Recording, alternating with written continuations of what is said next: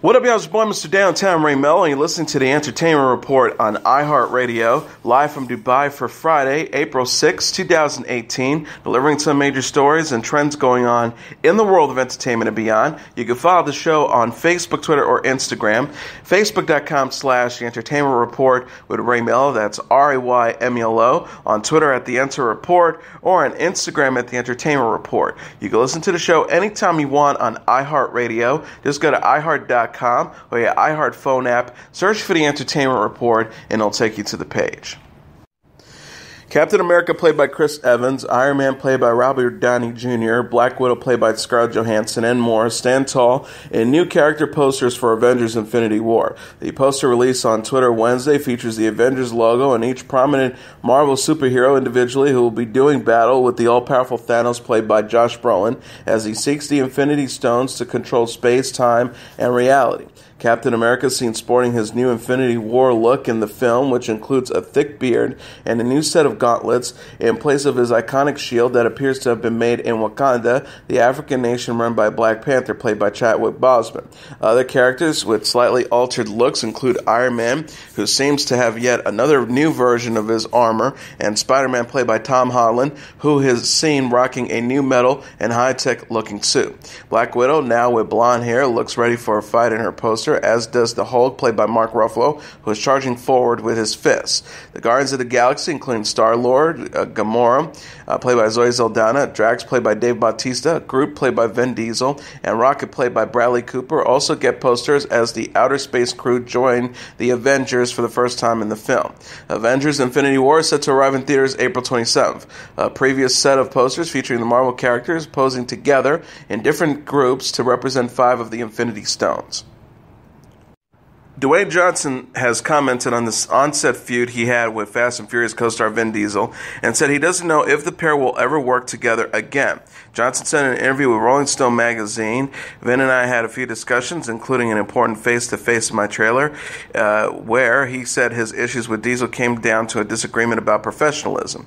He continued, "And what I came to realize is that we have a fundamental difference in philosophies on how we approach movie making and collaborating. It took me some time, but I'm grateful for that clarity, whether we work together again or not." Johnson says, "I'm not quite sure," when asked if he would be back alongside Diesel in Fast and Furious 9. The former WWE star said of his upcoming Fast and Furious spinoff that will also star Jason Statham, "Right now I'm concentrating on making the spinoff as good as it can be." The film is set for release on July 26, 2019. Universal recently delayed the release of Fast and Furious 9 by 1 year to April 10, 2020, something that Fast and Furious star Tyrese Gibson has blamed Johnson on and the spinoff. Deezer also commented on the delay, saying it would be unfair to say it is anyone's fault. Johnson concluded on his standing with Diesel, "But I wish him all the best, and I harbor no ill will there just because of the clarity we have." The feud between Johnson and Diesel first came to light on Johnson's Instagram during the last week of production. The 45-year-old called out anonymous co-stars he said failed to, quote, "conduct themselves as stand-up men and true professionals." Sofia Vergara supported husband Joe Manganiello on the red carpet Wednesday. The 45-year-old actress and 41-year-old actor were all smiles at the Los Angeles premiere of Manganiello's movie Rampage, which centers on an enormous genetically modified gorilla named George. Vergara stood in a form-fitting black and white dress with botanical patterns made by sequins. She made Manganiello laugh as posed for photos with a replica of George. The star wrote on Instagram, "You're going to love this movie, #Rampage the movie, at Joe Manganiello and at The Rock." Rampage opens in theaters April 13th. The film is directed by Brad Payton and co-stars Dwayne Johnson, Naomi Harris, Malin Ackerman, Jake Lacey, Marley Shelton, and Jeffrey D. Morgan. Manganiello will also star in the upcoming movie Stand-Up with Vergara. He discussed the project with Entertainment Tonight at the premiere, saying it is easy to work with the Modern Family star. The actor said, "We're just strong to begin with. It's easy when it's the truth." Vergara and Manganiello married in November 2015. The actor shares 25-year-old Manolo with ex-husband Joe Gonzalez and attended the Primetime Emmy Awards with her son in September.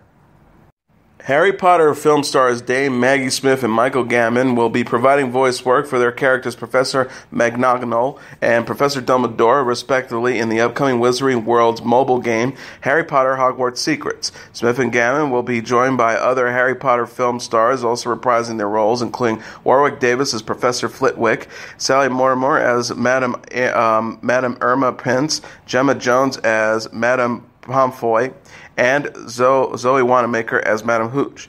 The Hogwarts Mystery, developed by Jam City and Portkey Games, will allow players to make their own customable characters and decide which Hogwarts house they belong to between Gryffindor, Hufflepuff, Ravenclaw, and Slytherin.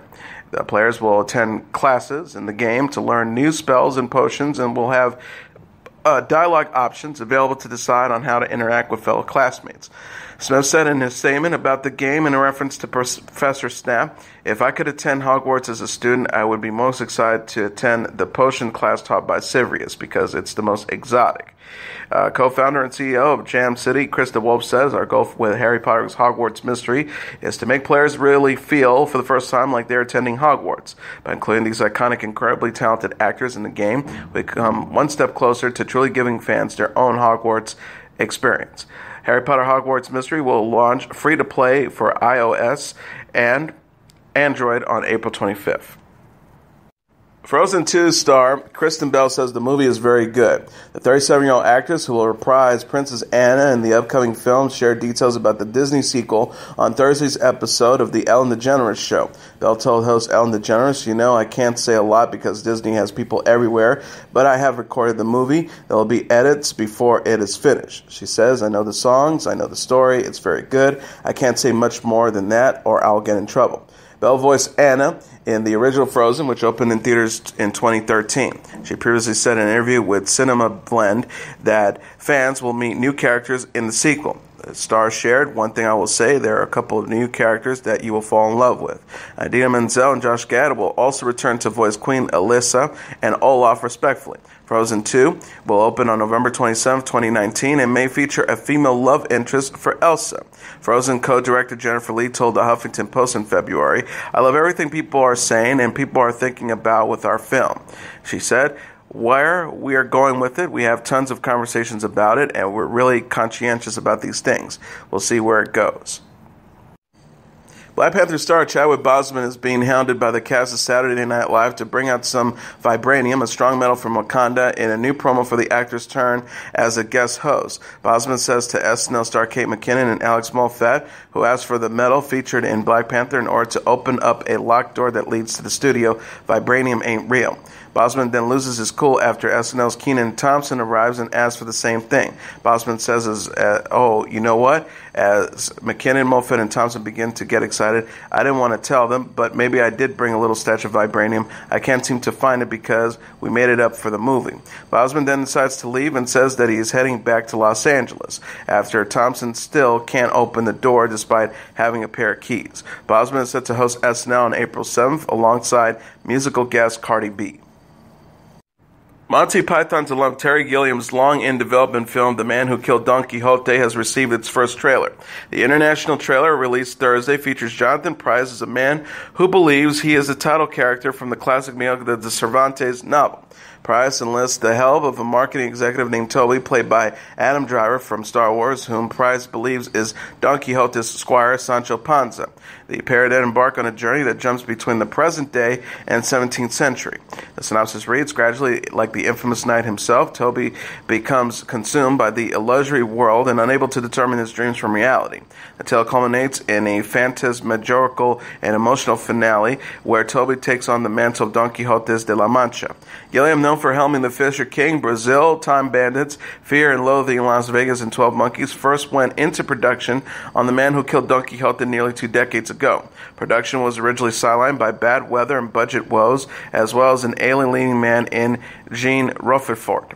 The setback was chronicled in a documentary titled Lost in La Mancha. The Man Who Killed Don Quixote has no official release date and faced legal troubles with the former producer who may prevent the film from being seen. Gilliam plans on premiering his project at the Cannes Film Festival. Today, anchors Kathie Lee Gifford and Hoda Kotb are celebrating 10 years as co-hosts. Gifford and Kotb discussed their dynamic in an interview with People published Wednesday on their 10-year anniversary together on the air. Kotb told the magazine, "We just laugh all the time and it's ridiculous." Gifford added, "Our fans turn us on in the morning as an antidote for so much of what's going on in the world today. They want to laugh. They've gotten all of the bad news they can stomach." Gifford shared similar sentiments in a speech Wednesday evening. She and Kotb were fiat by their Today colleagues at the Rainbow Room in New York. Gifford said at the event, according to Today, television can be used in such a powerful way, and it's our choice how we really use it. Choose life, bring joy to someone, make someone laugh. Kotb and the Kathie Lee and Hoda official Instagram account posted photos Thursday on Instagram from the celebration. Kathie Lee and Hoda captioned a slideshow, "We had a wonderful evening celebrating 10 years of Kathie Lee Gifford and Hoda in this beautiful at Rainbow Room, New York City, photographed by at PhotoNate." Kotb added a slideshow of her own, writing a few more. Love. Today will air a 10th anniversary special on Friday, April 6th. Chris Pine appears to have a new woman in his life. The 37-year-old American actor sparked dating rumors with Annabelle Wallis this week after he was spotted with the 33-year-old British actress in London. Pine and Wallis were seen together at Heathrow Airport, according to E! News. The actor, who wore a baseball cap and sunglasses, was reportedly trying to keep a low profile. Us Weekly reported Wednesday that Pine and Wallis are dating. A source says she was seeing someone else when they met. They kept it casual from the beginning. Chris was very attentive and wooed her to get her attention away from the other guy. The insider added Annabelle is totally Chris's type, noting the pair have vacationed together in Hawaii. Wallis split from singer Chris Martin in the fall after reuniting with the Coldplay frontman in August. She said in an interview with the Sydney Morning Herald in June that she prefers to keep her personal life private. The star explained, "I love the person I love, but it means so much to me that I like it to keep it safe." She says, "I have nothing to hide. It's just that when you have people in your life that you care about, you get very protective of them, and it's not about you anymore." Pine, who is known for playing James T. Kirk in the Star Trek reboots movies and will next reprise the role in an untitled sequel. Wallis portrayed Grace Burgess on Peaky Blinders and Jenny Halsey in the new Mummy movie. Kim Kardashian took to social media Wednesday to post her first family photo with daughter Chicago. The 37-year-old television personality appeared with husband Kanye West, 4-year-old daughter North West, 2-year-old daughter Saint West, and 2-month-old Chicago in the new portrait on Instagram. The picture shows Kardashian holding Chicago as she poses with her family at their Easter celebration. North, who is giving a peace sign, is the only person in the snapshot showing a smile. The Kardashian captioned the post, "I don't think you really understand how hard it is to take a good family pic. This was all we got before all 3 kids started crying. I think I cried too," which actually received over 5.6 million likes as of Thursday morning. The Keeping Up with the Kardashian star also posted about the photo on Twitter. She wrote, "One hand holding the baby and the other hand grabbing the backs of Saint's shirt because he kept running away, LOL." Kardashian and West welcomed Chicago via gestational carrier in January. Kardashian discussed the possibility of having more kids in the April issue of Elle, saying 4 children would be her max. The reality star said, "My home and my heart feel really full right now in the best way." She added, "I don't think I could handle more than 4. My time is spread really thin, and I think it's important that in all couples, the mom gives the husband as much attention as the kids." Marc Jacobs is engaged to be married. The 54-year-old fashion designer proposed to boyfriend Charlie DeFrancesco with a flash mob Wednesday at a Chipotle in New York on his birthday. Jacobs shared a video on Instagram of the flash mob dancing to Prince's hit Kiss at the restaurant. He then got down on one knee and popped the question to DeFrancesco. Jacobs captioned the post, "And this happened, Charlie DeFrancesco, will you marry me? #flashmob at Chipotle, #moves." He added, "Thank you everyone for making this happen." Video at plural_NYC, at Lauren Geary, at Sean Don 212 and at 1-800-NEW-BOLD. And to my ride or die fiance at Charlie DeFrancesco, I love you. DeFrancesco, a model and luxury candle maker, shared the same video on his own account. And he wrote, "Get ready for all the time gag. Thank you to everyone who helped make this happen." Jacobs also dedicated a birthday post to DeFrancesco. He captioned the photo, "Happy birthday to the love of my life at Charlie DeFrancesco with his new fiancée." Jacobs was previously engaged to Brazilian entrepreneur Lorenzo Martoni. The pair split in 2010. A$AP Rocky debuted 2 new songs titled A$AP Forever and Distorted Records on The Tonight Show during a special performance. A$AP Rocky began his set Wednesday laying in a bed inside a laboratory as he rapped the lyrics to A$AP Forever, which featured a sample from Moby's 2000 single Porcelain. Moby is also credited as being featured on the track. The rapper then stands up and begins Distorted Records as 2 mysterious men in gas masks are seen monitoring him. A$AP Rocky raps from another planet, birthplace, Cloud9, hello Earthlings, my newest president, an asshole, I guess that's why I'm leaving turds stains. A$AP Rocky's last album, At Long Last A$AP, was released in 2015. The 29-year-old was recently seen on The Tonight Show giving 30 Seconds to Mars singer Jared Leto a lift as the Suicide Squad star began hitchhiking across America.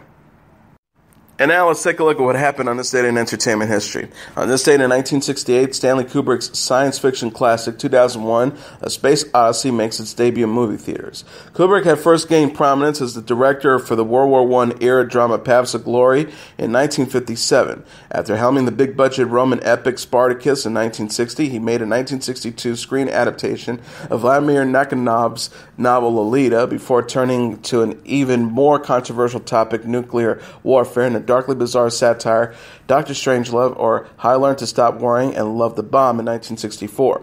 In the spring of 1964, Kubrick met Arthur C. Clarke, a former officer in the Royal Air Force and chairman of the British Interplanetary Society, who began a full-time screenwriting career in 1951. Over the next year, Clarke and Kubrick worked closely to adapt the former's short story, The Sentinel, into a movie screenplay as well as a full-length novel. Clarke also worked as a general scientific advisor on the film. Originally entitled A Journey Beyond the Stars, Kubrick's film was released in April 1968 as 2001 A Space Odyssey. Jumping seamlessly from Africa in the Pliocene era to a space shuttle cabin some 4 million years later, the film clocked in at around 3 hours and contained less than 40 minutes of dialogue. Stretch of absolute silence of the sound of human breathing, mimicking the external and internal experience of being inside a spacesuit, were interspelled with grand orchestrated works, including work by both Richard and Johann Strauss. Kubrick intended 2001 to be a primarily visual rather than verbally experience, and the scarcity of dialogue and languid pacing only enhanced the impact of the film's impressive visual effects. Though 2001 received many negative reviews when it was released, the New Yorker's Pauline Kael, for one, called it monumentally unimaginative. Its prestige grew over the years, and it's now regarded by many as Kubrick's masterwork and one of the most significant films of the 20th century. Its sweeping visual style and psychedelic space effects directly influenced space blockbusters such as George Lucas's Star Wars movie.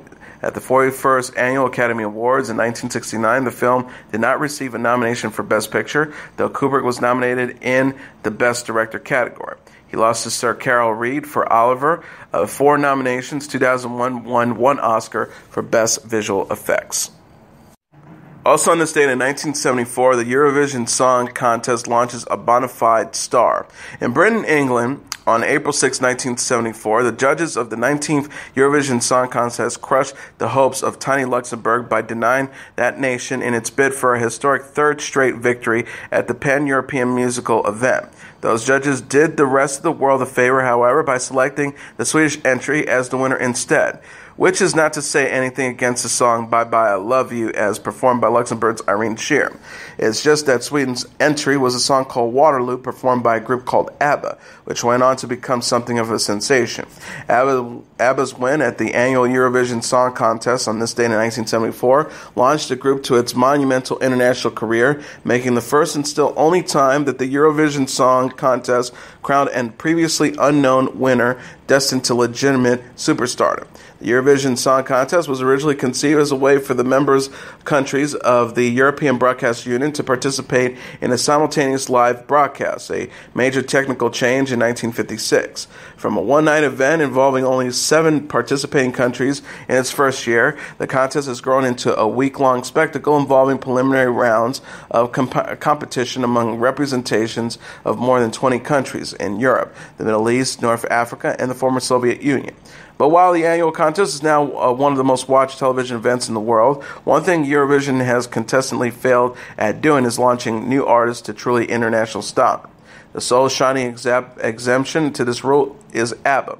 All apologies to 1988 winner Celine Dion, who was already something of a star prior to her Eurovision victory, and to 2006 winner Lordi, probably the finest monster-consumed metal band of all time from Finland, but a band that so far only enjoyed a cultural following outside Northern Europe. The year that ABBA was chosen as Sweden's Eurovision entry was the second in which contest competitors were allowed to perform in any language they wish. National language restriction was reinstated in 1977 before being abolished in 1999. This proved to be critical to ABBA's international success. While the UK judge awarded ABBA 0 points towards their winning total on this night in 1974, their English-language Waterloo became an instant hit with the British public, the first of 9 UK #1 hits for the biggest group ever launched by the Eurovision Song Contest.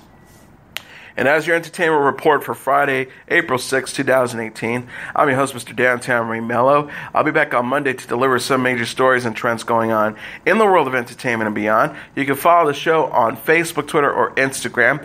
Facebook.com/The Entertainment Report with Ray Melo, that's RAYMELO, on Twitter at The Enter Report, or on Instagram at The Entertainment Report. You can listen to this episode or any previous episodes of The Entertainment Report anytime you want on iHeartRadio. Just go to iHeart.com or your iHeart phone app, search for The Entertainment Report, and it'll take you to the page. Everyone have a great weekend, good night, and God bless you all.